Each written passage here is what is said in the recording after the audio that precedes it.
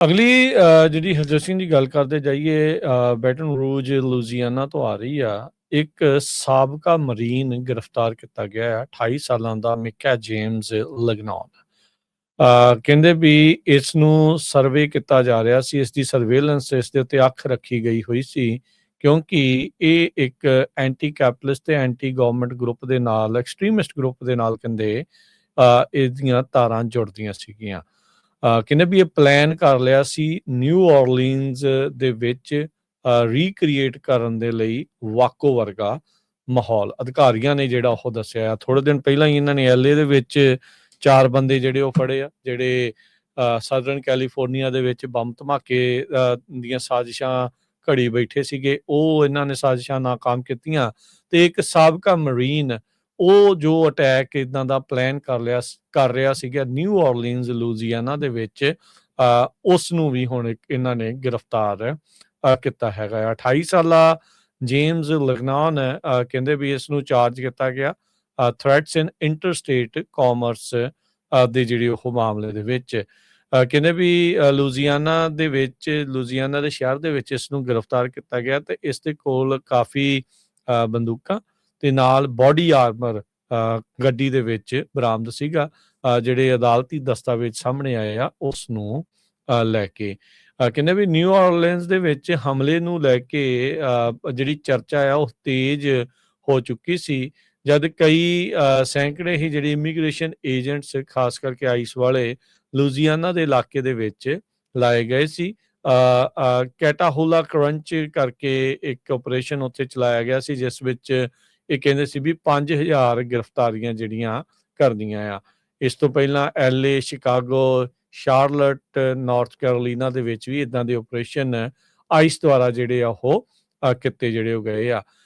ਲਗਨੌਨ ਕਹਿੰਦੇ ਵੀ ਇਹ ਮੰਨ ਰਿਹਾ ਸੀਗਾ ਵੀ ਉਹ ਰੀਕ੍ਰੀਏਟ ਕਰਨਾ ਚਾਹੁੰਦਾ ਵਾਕੋ ਵਰਗਾ ਹੀ ਜਿਹੜਾ ਅਟੈਕ ਕੁਛ ਸਾਲ ਪਹਿਲਾਂ ਹਰਜੋਤ ਸਿੰਘ ਜੀ ਨਿਊ ਔਰਲੀਨਜ਼ ਦੇ ਵਿੱਚ ਵੀ ਉਦਾਂ ਇੱਕ ਹਮਲਾ ਹੋਇਆ ਸੀ। ਉਦੋਂ ਡਰਾਈਵਰ ਨੇ ਨਵੇਂ ਸਾਲ ਦੀ ਭੀੜ ਦੇ ਉੱਤੇ ਕਿ ਮਾਰਡੀ ਗਰਾ ਦੀ ਜਿਹੜੀ ਭੀੜ ਦੇ ਉੱਤੇ ਗੱਡੀ ਆਪਣੀ ਜਿਹੜੀ ਉਹ ਚਾੜ ਦਿੱਤੀ ਸੀ। ਕਈ ਲੋਕਾਂ ਨੂੰ ਉਦੋਂ ਉਹਨਾਂ ਨੇ ਮਾਰ ਦਿੱਤਾ ਸੀਗਾ।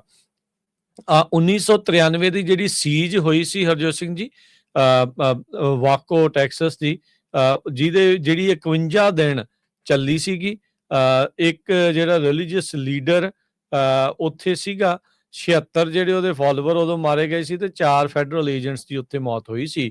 ਕਹਿੰਦੇ ਵੀ ਇਹ ਆਪਣੇ ਮਨ ਦੇ ਵਿੱਚ ਬਣਾਈ ਬੈਠਾ ਹੈਗਾ ਆ ਜੇਮਸ ਲੈਗਨੌਨ ਵੀ ਉਹਨੇ ਇਦਾਂ ਦਾ ਜਿਹੜਾ ਆ ਉਹ ਕਾਂਡ ਨੂੰ ਅੰਜਾਮ ਦੇਣਾ ਸੀਗਾ। ਇਹ ਆਪਣੇ ਆਪ ਨੂੰ ਹੁਣ ਬਾਹਰ ਆ ਕੇ ਸ਼ੀਹਰ ਦੇ ਤੌਰ ਦੇ ਉੱਤੇ ਪੇਸ਼ ਕਰਦਾ ਸੀ, ਪਰ ਜੇਲ੍ਹ ਦੇ ਰੈਕਰਡਸ ਇਸ ਨੂੰ ਬੰਦੇ ਦੇ ਤੌਰ ਦੇ ਉੱਤੇ ਜਿਹੜਾ ਉਹ ਮੰਨਦੇ ਹੈਗੇ ਆ। So on my way to New Orleans chat ਦੇ ਵਿੱਚ, ਇਹਨੇ ਗਰੁੱਪ ਚੈਟ ਦੇ ਵਿੱਚ ਕਹਿੰਦੇ ਵੀ ਇਹ ਪਾਇਆ ਸੀਗਾ। FBI ਦੇ ਏਜੰਟ ਜਿਹੜੇ ਸਰਵੇਲੈਂਸ ਕਰ ਰਹੇ ਸੀ, ਜਿਹੜੀ ਇਸ ਦੇ ਉੱਤੇ ਨਜ਼ਰ ਰੱਖ ਰਹੇ ਸੀਗੇ, ਫਿਰ ਉਸ ਨੂੰ ਉਹਨਾਂ ਦੇ ਦੁਆਰਾ ਜਿਹੜਾ ਆ ਇਵੈਂਚੁਅਲੀ ਗ੍ਰਿਫਤਾਰ ਕੀਤਾ ਗਿਆ। ਜਦ 12 ਦਸੰਬਰ ਨੂੰ ਇਸ ਦੀ ਗ੍ਰਿਫਤਾਰੀ ਹੁੰਦੀ ਆ, assault rifle, pistol, gas canister, body armour ਇਹਦੀ ਗੱਡੀ ਦੇ ਵਿੱਚੋਂ ਮਿਲਦਾ ਆ।